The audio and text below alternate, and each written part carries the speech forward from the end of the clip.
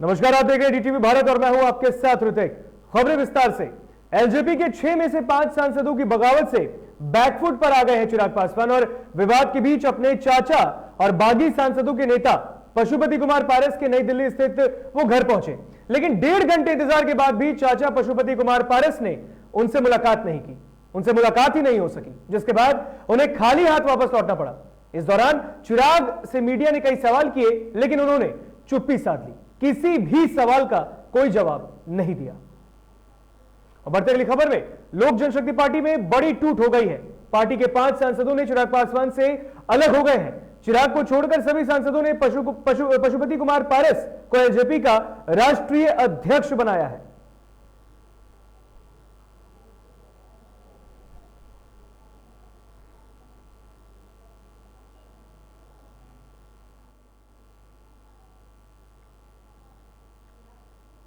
लोजपा में टूट को लेकर जदयू राष्ट्रीय अध्यक्ष आरसीपी सिंह ने बड़ा बयान दिया है। आरसीपी सिंह ने कहा कि चिराग ने जैसा किया उन्हें वो मिल गया। गलत कार्य का गलत नतीजा हमेशा भुगतना पड़ता है। उन्होंने कहा कि लोजपा से टूटकर अगर सांसद एनडीए में आना चाहे तो उनका स्वागत है। उन्होंने कहा कि चिराग को बिना मेहनत किए एक पार्टी दी गई, लेकिन वो पार्टी संभालने के लायक ही नहीं थे।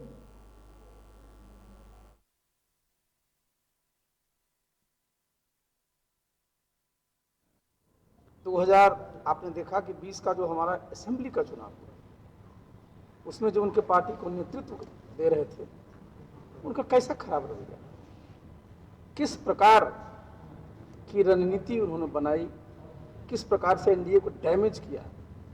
तो स्वाभाविक है कि अगर आपके मन में कुछ इस तरह की बात रहेगी तो उसका तो परिणाम आएगा। लोजपा में टूट पर राजद के विधायक भाई वीरेंद्र ने भी हमला बोला। उन्होंने कहा कि यह सांसदों की टूट है, पार्टी की नहीं।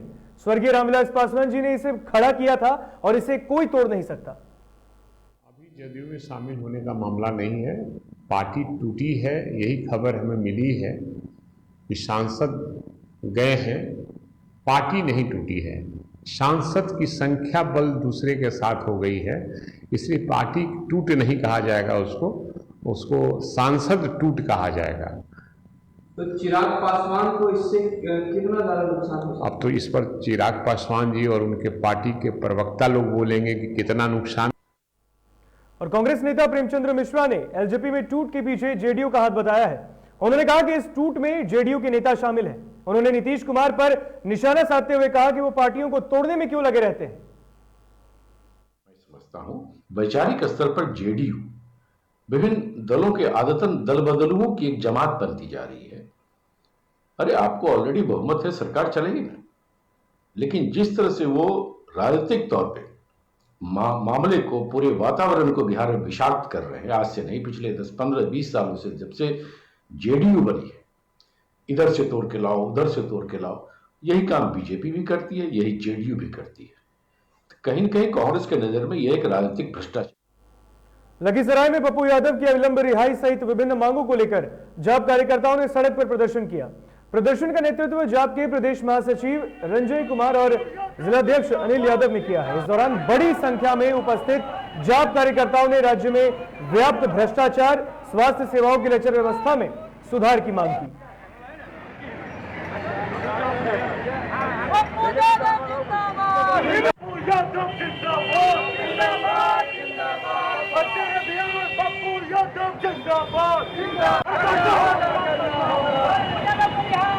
शादी हुई, चीफ गेस्ट में लालू जी थे, पूर्व उप प्रधानमंत्री देवीलाल जी थे, तो उस समय गिरफ्तारी क्यों नहीं हुई? 1999 में ही जेल गए, 2013 में रिहाई हुई, उस समय केस को क्यों नहीं खोला गया? और आज क्यों खोला गया है? क्योंकि आज पप्पू जी गरीबों के लिए काम कर रहे थे, किसी को ऑक्सीजन दे रहे थे, किसी को खाना दे रहे थे, किसी को दवाई दे रहे थे। तो क्या है, मनमानी है? बॉलीवुड के दिवंगत अभिनेता सुशांत सिंह राजपूत की मौत का सोमवार को 1 साल पूरा हो गया। सुशांत सिंह की मौत के बाद भी लोगों को उनकी याद सता रही है। आपको बता दें कि सुशांत के लिए सहरसा में श्रद्धांजलि सभा का आयोजन किया गया। सुशांत सिंह राजपूत का मौत का कारण क्या है, अभी भी लोग संदेह में हैं। आपको बता दें कि सुशांत सिंह राजपूत के भाई और मंत्री नीरज बबलू ने, जिनको आप तस्वीर में देख सकते हैं, उन्होंने भी सहरसा में उन्हें विनम्र श्रद्धांजलि दी है। तो तस्वीरों में आप साफ देख सकते हैं सहरसा से सुशांत सिंह राजपूत दिवंगत अभिनेता का एक खास रिश्ता रहा है। आप तस्वीरों में देख सकते हैं उनके भाई और बिहार सरकार में पर्यावरण मंत्री नीरज सिंह बबलू ने भी अपने घर पे अपने आवास पर अपने भाई और दिवंगत अभिनेता सुशांत सिंह राजपूत को श्रद्धांजलि व्यक्त किया है, जिसे आप तस्वीरों में साफ देख सकते हैं। सुशांत हमारे परिवार का लड़का था और कभी हम लोग ऐसा सोच भी नहीं सकते थे कि इतना जल्दी हम लोगों को छोड़ के वो चला जाएगा। डेथ से पिछले साल यहाँ आया हुआ था, तो 4-5 दिन इधर ही रहा था, इस घर में 2 दिन रहा था, इस घर का गृहवास हुआ था और यहाँ से फिर गांव गया। गांव में लोगों से मिलना, यहाँ लोगों से मिलना, बच्चों से मिलना, बुजुर्गों से मिलना, जिस तरह का उसका मिलने का अंदाज था, हम समझते हैं कि एक जो काफ़ी बड़े दिल वाला होता है व्यक्ति, उस तरह का उसका निरा। कोरोना संक्रमण से मरने वाले लोगों की आत्मा की शांति के लिए पटना की मेयर सीता साहू द्वारा आलमगंज स्थित पटन देवी मंदिर में श्रद्धांजलि सभा का आयोजन किया गया। इस मौके पर पटन देवी मंदिर के महंत विजय शंकर गिरी और पटना की मेयर सीता साहू समेत अन्य गणमान्य लोग मौजूद रहे।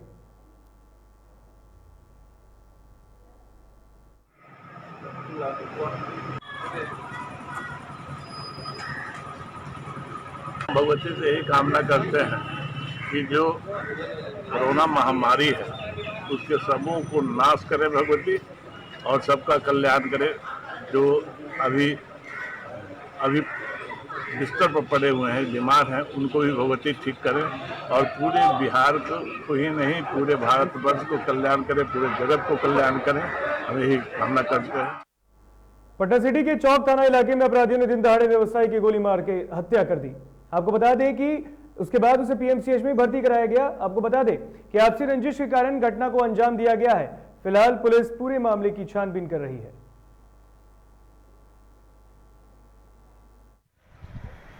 10 बजे से दीवा पेट्रोलिंग में थे। उसके बाद हमको एडिशनल थाना प्रभारी कृष्णा यादव जी ने फ़ोन किया कि मदरसा गली में गोली चली, जल्दी आइए। तो हम जब जल्दी से आए हैं और आए तो देखा कि यहाँ पर कोई है नहीं, लेकिन तोहफा जो है बरामद, 3 ठो जो है पिस्टल की तोहफा बरामद हुआ है, यही अभी तक। और जिनको गोली लगी है उन्हें। बेगूसराय में बिहार की बदहाल स्वास्थ्य व्यवस्था के खिलाफ एआईएसएफ के कार्यकर्ताओं ने सदर अस्पताल के मुख्य द्वार पर विरोध प्रदर्शन किया। इस दौरान सरकार के खिलाफ जमकर नारेबाजी की गई।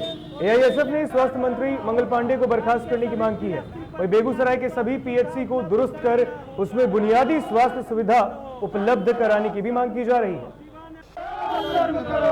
एम्बुलेंस घोटाले के आरोपियों को बचाना बंद करो, बंद करो, बंद करो। में हुए एम्बुलेंस घोटाले के होगा। बिहार के सभी पीएचसी पर बुनियादी स्वास्थ्य सुविधा उपलब्ध कराना होगा, करो। सिवान के अंदर एम्बुलेंस का घोटाला हुआ और सिर्फ सिवान के अंदर ही नहीं, स्वास्थ्य व्यवस्था के मामले में सरकार पूरी तरह से पूरे बिहार में विफल है।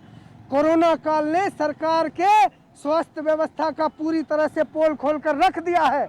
जब मौतों का अंबार लग रहा है, एम्बुलेंस से लोग आन जान करेंगे, एम्बुलेंस से लोगों की जान बचाई जा सकती है। उस एम्बुलेंस का घोटाला सरकार की मानसिकता को दर्शाता। और यहाँ रुकेंगे एक छोटे से ब्रेक के लिए। ब्रेक के बाद जल्द हाजिर होंगे।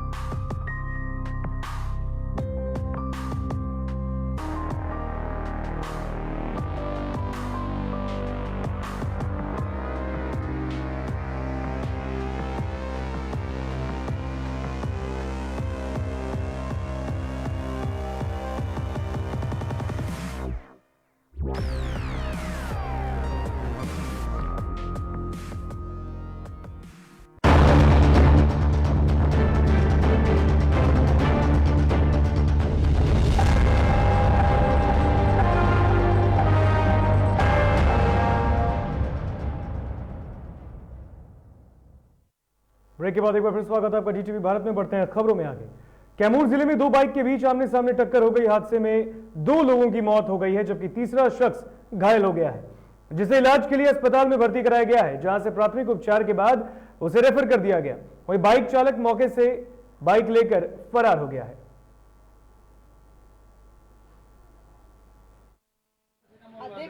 लौट रहे थे और 2 लड़का संतोष और एक शंभू एक ही बाइक पर थे और कार्ड बांटने के लिए driver sir Maharana Pratap college के सामने पर गया।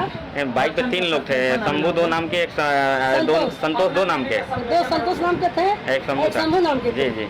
और तीनों लड़का, जिसमें 2 लड़का स्पोर्ट डेड, दोनों संतोष स्पोर्ट डेड कर गए और शंभू गंभीर रूप से।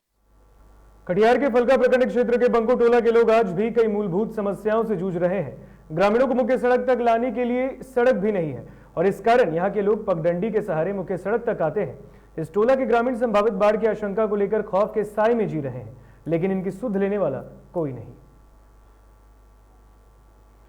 तो ये तस्वीरों में साफ आप देख सकते हैं कटिहार के फलका प्रखंड क्षेत्र की ये बदहाली की स्थिति है, जहां पर मूलभूत सुविधाओं से आज भी ये गांव वंचित है। गांव में न पक्की सड़कें हैं और ना ही आवागमन के लिए लोगों को कई परेशानियों का सामना करना पड़ता है। तस्वीरों में आप साफ देख सकते हैं कि कटिहार के इस गांव में आज भी सड़क नहीं है। और आपको बता दें कि जहां एक और सरकार लगातार हर गांव, हर प्रखंड, हर पंचायत के विकास के दावे करती है, तो दूसरी तरफ ये तस्वीर हर बात की पोल खोल देता है। और सबसे बड़ी बात और हैरान करने वाली बात भी ये है कि ये कटिहार है, ये वही कटिहार है जहां से बिहार के डिप्टी सीएम तारकिशोर प्रसाद आते हैं, लेकिन उन्हीं के इलाके में विकास दिख नहीं रहा। तो ये सरकार पर सवालिया निशान खड़े करता है। नहीं, जहां तक फलका का सवाल है, ऐसे तो मेरा कंस्टिट्यूएंसी में नहीं आता है, लेकिन वो कटिहार जिला का हिस्सा है, तो वहाँ के बारे में सूचना मिली है कि कुछ रोड की कमी है। तो बीच में क्या हुआ कि मुख्यमंत्री को नेटवर्क जो ग्रामीण सड़कों का जो को नेटवर्क है, तो कुछ जो बहुत कम मात्रा में हर प्रखंड में 2, 4, 5 टोला बसावट छुटा हुआ है। पटना के कंकड़बाग इलाके में एक महिला को ससुराल वाले 3 साल से प्रताड़ित कर रहे थे। बता दें कि महिला सिपारा की रहने वाली है। महिला ने अपने ससुराल वालों पर आरोप लगाया है कि उसके ससुराल वालों ने उसके सारे जेवर छीन लिए और साथ ही उन लोगों ने 25 लाख का डिमांड भी किया है, जिसको लेकर लगातार महिला के साथ मारपीट होती है। वहीं महिला न्याय की गुहार लगाने के लिए थाना पहुंची है।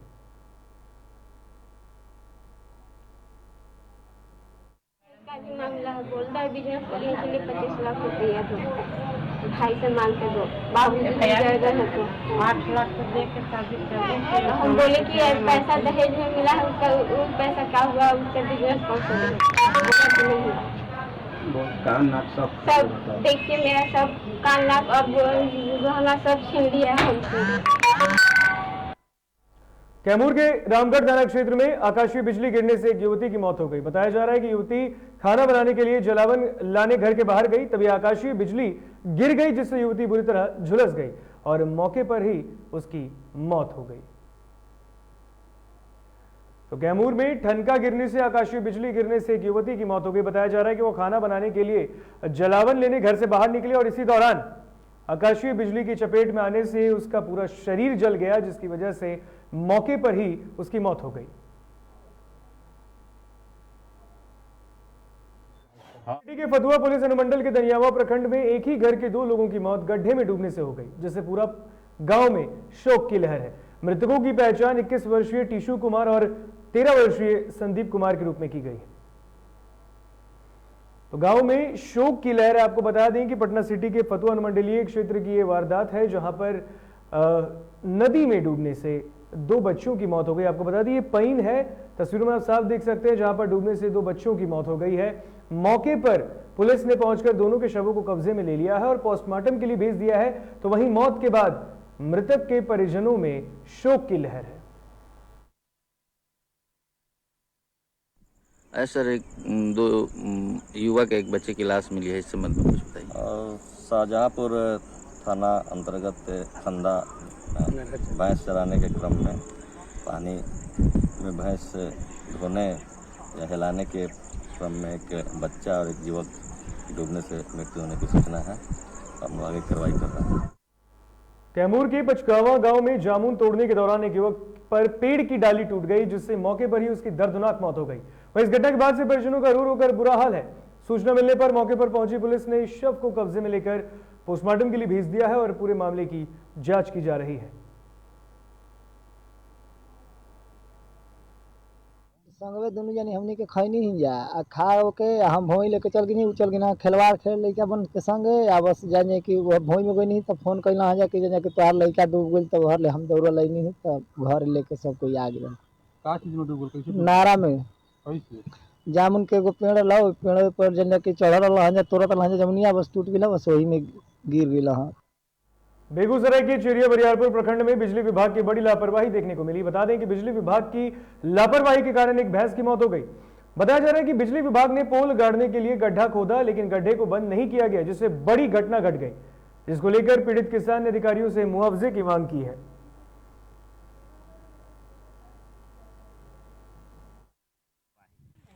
मैं मेहदा शाहपुर से सुधीर यादव कांवर से वापस मवेशी लेकर आ रहे थे। एक बिजली के पोल के बगल में बिजली का ही गड्ढा है, उसमें मेरी मवेशी गिरी और तुरंत मौत हो गया। देखिए,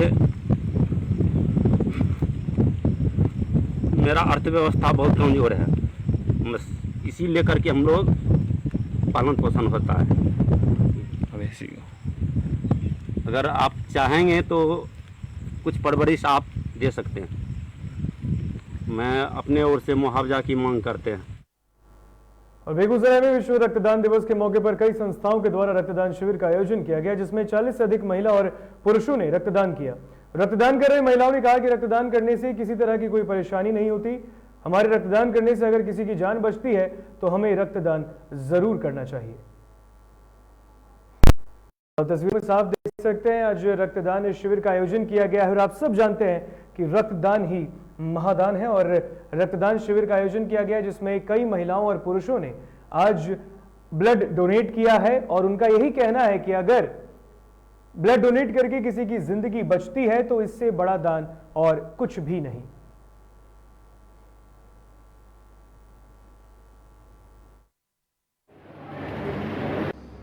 संदर्शन फील आया कि करना चाहिए, मुझे कुछ अच्छा है।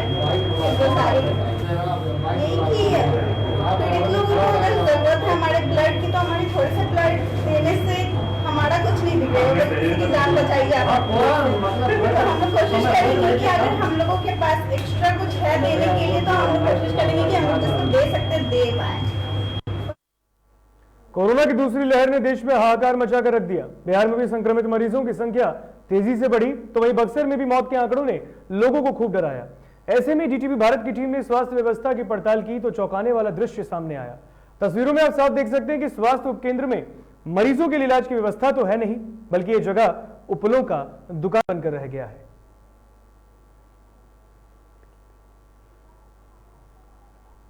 तस्वीरों में साफ देख सकते हैं बक्सर के सिमरी अंचल की ये तस्वीर, गंगौली गांव की तस्वीर है, जहां पर स्वास्थ्य उपकेंद्र तो बस नाम का बना है, लेकिन इलाज के लिए मरीजों को दर दर भटकना पड़ता है। अब सवाल ये खड़े उठते हैं कि आखिर गांव में स्वास्थ्य उपकेंद्र बनाने के बाद क्या वहां पर स्वास्थ्य सुविधाएं नहीं दी जाए? क्या वहां पर मरीजों को इलाज के लिए बाहर निकलना पड़ेगा? तो फिर स्वास्थ्य उपकेंद्र मवेशी खाना क्यों बन गया है, जैसा कि आप तस्वीरों में साफ देख सकते हैं।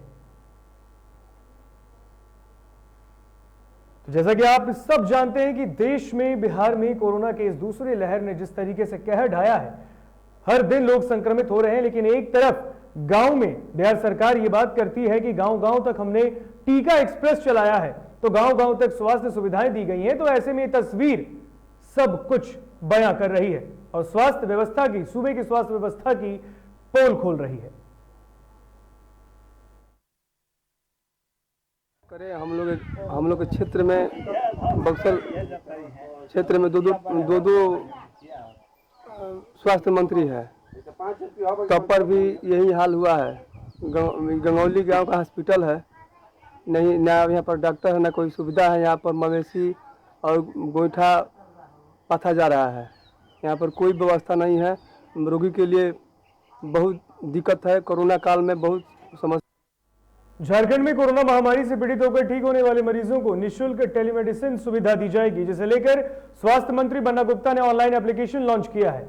वहीं एप्लीकेशन के ऑनलाइन लॉन्चिंग के मौके पर स्वास्थ्य मंत्री ने कहा कि कोविड-19 से ठीक होने के बाद लोगों में शारीरिक या मानसिक रोग से ग्रसित होने की सूचना आ रही थी और ऐसे मरीजों की संख्या बढ़ रही थी, जिसको ध्यान में रखते हुए राज्य सरकार ने पहल करते हुए USAID के सहयोग से निष्ठा स्वास्थ्य संपर्क ऑनलाइन ऐप का शुभारंभ किया है।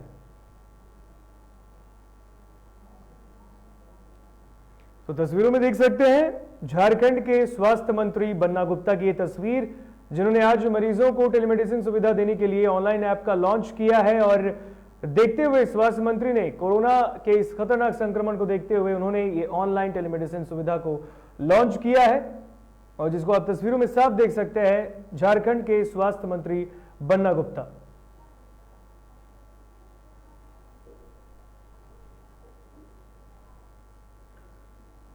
फिलहाल बुलेटिन में इतना ही, हमें दीजिए इजाजत। लेकिन जाने से पहले, जैसा कि लगातार DTV भारत आपसे अपील कर रहा है कि कोरोना गाइडलाइन का पालन करें, अपने आप को स्वस्थ रखें, मास्क और सैनिटाइजर का उपयोग करना ना भूलें, क्योंकि यही आपको कोरोना से जीत दिलाएगा। नमस्कार।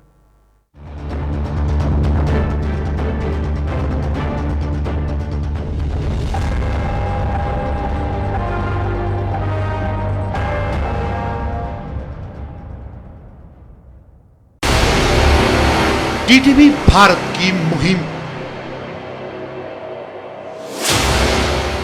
Operation clean. भोजपुरी में अश्लीलता बर्दाश्त नहीं।